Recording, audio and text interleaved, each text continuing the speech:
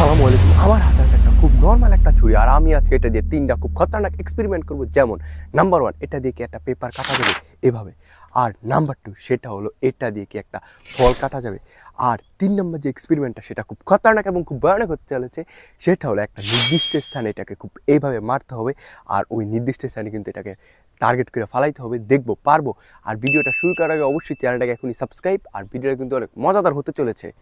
তাহলে চলুন number one এক্সপেরিমেন্টটা শুরু করা যাক। একটি ছোট ছুরি দিয়ে কি এই পেপারটা কাটা যাবে? আসলে ভাই এই ছুরিটা ছোট হলেও কিন্তু এই পেপারটা একেবারে ইজিলি কেটে গেছে, কারণ একটা ছুরির কাছে পেপার কিছুই না। কি আমাদের সেই দুই নম্বর এক্সপেরিমেন্টটা কি করতে পারবো এই ছুরিটা দিয়ে? এই ছুরিটা দিয়ে আমি একটা ফল কাটতে হবে, আর এই ফলটা আমি কাটতে আসছি, আসলে এটা হলো একটা লেবু। দেখি কাটতে পারবো।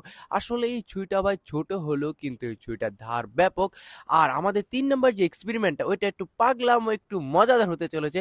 তাহলে চলুন শুরু করা যাক সেই তিন নম্বর যে এক্সপেরিমেন্টটা।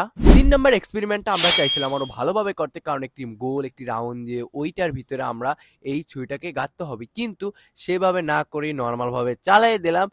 যেমন একটি কলা গাছের নির্দিষ্ট স্থানে কিন্তু এই ছুরিটা গাঁথতে হবে। মাহি কিন্তু অনেকবার চেষ্টা করছে, তারপরে কিন্তু এই কলা গাছের নির্দিষ্ট স্থানে কিন্তু এই ছুরিটা ফাইনালি কিন্তু গেঁথে গেছে, যেটা কিন্তু অনেকবার চেষ্টা করার পর মাহি কিন্তু এটা পারলো।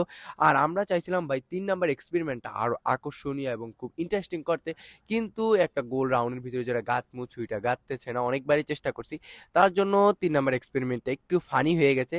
আর আজকের ভিডিওটা এ পর্যন্তই ছিল।